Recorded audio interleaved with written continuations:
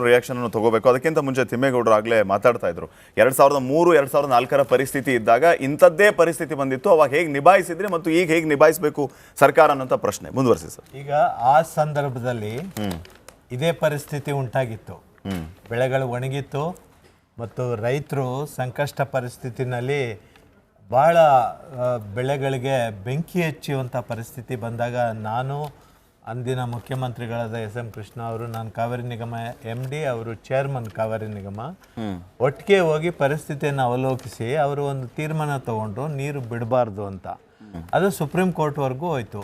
Supreme ಕೋರ್ಟ್ನಲ್ಲಿ ಅದು contempt of case ವಿಚಾರ ಬಂದದ್ರಿಂದ, ಹೌದಲ್ವಾ ರಾಯರೇ? ಆ ಕಂಟೆಂಪ್ಟ್ ಆಫ್ ಕೇಸ್ ವಿಚಾರ ಬಂದಿದ್ದರಿಂದ ಅವರು ಕ್ಷಮೆ ಕೋರಿ ನೀರು ಬಿಡುವಂಥ ಪರಿಸ್ಥಿತಿ ಬರಬೇಕಾಯಿತು. ಆದರೆ ನಾನು ಮುಂದಿನ ವರ್ಷ ನೀರು ಕಡಿಮೆ ಇದ್ರೂ ಆವಾಗ ಟ್ರಿಬ್ಯುನಲ್ ಆರ್ಡರ್ ಬಂದಿರಲಿಲ್ಲ, ಟ್ರಿಬ್ಯುನಲ್ ಪ್ರೊಸೀಡಿಂಗ್ಸ್ ನಡೀತಾ ಇತ್ತು. 1990ರಲ್ಲಿ ಟ್ರಿಬ್ಯುನಲ್ ರಚನೆ ಆದ್ರೂ ಅವರು ತೀರ್ಪು ಕೊಟ್ಟಿದ್ದು ಫೈನಲ್ ಆಗಿ 2007ರಲ್ಲಿ. ಸುಮಾರು 17 ವರ್ಷ ತಗೊಂಡ್ರು ಟ್ರಿಬ್ಯುನಲ್ ಕಾವೇರಿ. ಈ ಥರ ಆದರೆ ಆಗೋದಿಲ್ಲ, ಫಾಸ್ಟ್ ಟ್ರ್ಯಾಕ್ ಟ್ರಿಬ್ಯುನಲ್ ಆಗಬೇಕು, ಫಾಸ್ಟ್ ಟ್ರ್ಯಾಕ್ ಕೋರ್ಟ್ ಪ್ರೊಸೀಡಿಂಗ್ಸ್ ಆಗಬೇಕು. ಬಟ್ ನಾನು 2005ರ ಫೆಬ್ರವರಿನಲ್ಲಿ ನಾನು MD ಆಗಿದ್ದಾಗ ನಮ್ಮ ರೈತರ ಬೆಳೆಗಳಿಗೆ ಒಂದು ಬೇಸಿಗೆ ಬೆಳೆಗಳಿಗೆ ನೀರು ಕೊಟ್ಟೆ ನಾನು.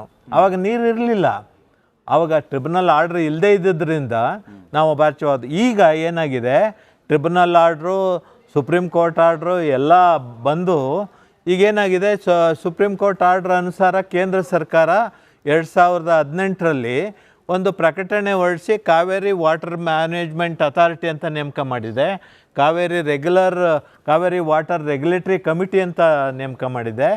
Kaveri water management authority decision ತಗೊಳ್ತದೆ, ಕಾವೇರಿ ವಾಟರ್ ರೆಗ್ಯುಲೇಟರಿ ಕಮಿಟಿ ಉಸ್ತುವಾರಿ ನೋಡ್ತದೆ, ಅಂದರೆ ನೀರು ಬಿಡೋದು, ಜಲಾಶಯಗಳಲ್ಲಿ ಎಷ್ಟು ನೀರು ಸಂಗ್ರಹ ಆಗಿದೆ ಇದನ್ನೆಲ್ಲ ನೋಡ್ತದೆ.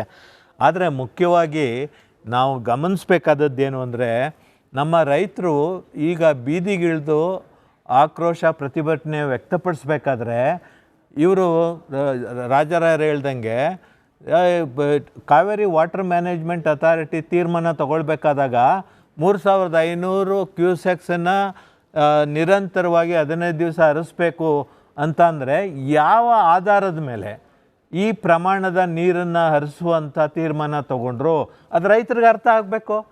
ಅವರ ಒಂದು ತೀರ್ಮಾನ ವೈಜ್ಞಾನಿಕವಾಗಿ ಪಾರದರ್ಶಕವಾಗಿರಬೇಕು. ಅದರ ಬದಲು 3500 ಕ್ಯೂಸೆಕ್ಸನ್ನು ನಾವು ಬಿಡ್ತೀವಿ ಅಂತ ಹೇಳಿಬಿಟ್ರೆ ರೈತರಿಗೆ ಗೊಂದಲ ಉಂಟಾಗ್ತದೆ. ಈಗಿರೋ ಬೆಳೆಗಳು ಒಣಗ್ತಾ ಇದೆ, ಸಂಕಷ್ಟದಲ್ಲಿದ್ದಾರೆ ರೈತರು. ಮತ್ತು ಕರ್ನಾಟಕದಿಂದ ಅಷ್ಟು ನೀರನ್ನು ಬಿಡಬೇಕಾದ್ರೆ ಏನು ಕಾರಣ, ಕರ್ನಾಟಕದ ಬೆಳೆಗಳು ಏನಾಗಬೇಕು? ಈಗ ಮೆಟ್ಟೂರು ಡ್ಯಾಮ್ನಲ್ಲಿ ಎಷ್ಟು ಹಣ ನೀರಿದೆ, ಅದೇ ರೀತಿ ಕರ್ನಾಟಕ ಉಳಿಸ್ಕೊಳ್ಬಹುದಾದಂಥ ಮತ್ತು ಯಾವ ಉದ್ದೇಶಕ್ಕೆ ಅಂದರೆ ಕುಡಿಯುವ ನೀರಿಗೆ ಆದ್ಯತೆ ಕೊಡಬೇಕು ನಿಜ. ಆದರೆ ಒಣಗ್ತಿರೋ ಬೆಳೆಗಳಿಗೆ ತಮಿಳ್ನಾಡಿಗೆ ನೀರು ಕೊಟ್ಟಾಗೆ ಕರ್ನಾಟಕದಲ್ಲೂ ಕೊಡ್ಬೋದಾಗಿತ್ತಲ್ಲ, ಯಾಕೆ ಕೊಡಲಿಲ್ಲ? ಈ ಪ್ರಶ್ನೆಗಳೆಲ್ಲ ರೈತರಿಗೆ ಅವರ ಪರಿಜ್ಞಾನಕ್ಕೆ ತಿಳುವಳಿಕೆ ಕೊಡಬೇಕಾಯಿತು ಕಾವೇರಿ ವಾಟರ್ ಮ್ಯಾನೇಜ್ಮೆಂಟ್ ಅಥಾರಿಟಿ. ಅದು ಮಾಡಿಲ್ಲ. ಅಂದರೆ ಅವರ ತೀರ್ಮಾನಗಳು ಜನರಿಗೆ ಯಾವ ರೀತಿ ತಗೊಂಡಿದ್ದಾರೆ, ಆ ತೀರ್ಮಾನನ ಯಾತಕ್ಕೆ ಅವರು ಸರಿಯಾಗಿ ಎರಡೂ ರಾಜ್ಯಗಳ ಪರಿಸ್ಥಿತಿಯನ್ನು ಅವಲೋಕನ ಮಾಡಿ ತೀರ್ಮಾನ ತಗೊಂಡಿದ್ದಾರೆ ಅನ್ನೋದನ್ನು ಸರಿಯಾಗಿ ನಮ್ಮ ಒಂದು ಜನಗಳಿಗೆ, ಕರ್ನಾಟಕ ಜನಗಳಿಗೆ, ರೈತರಿಗೆ ಅರ್ಥ ಆಗುವಂಗೆ ಹೇಳಬೇಕಾಯ್ತು ಅವರು.